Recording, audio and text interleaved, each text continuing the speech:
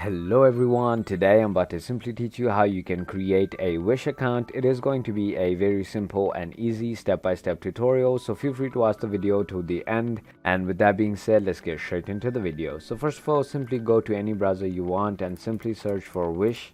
And finally, the first link that is going to come is going to be www.wish.com, which is going to be Wish Shopping Made Fun. Go ahead and click on the link.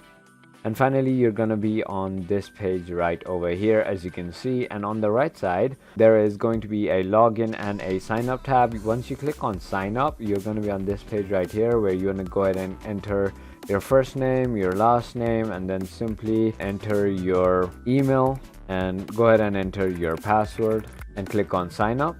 Finally, once you have done that, you wanna simply select who do you wanna shop for. I'm just gonna do men. And then how old are you? I'm just gonna do that and click on finish. So that is about it. So if you thought this video was informational, feel free to hit that subscribe button, hit that like button, and thank you for watching.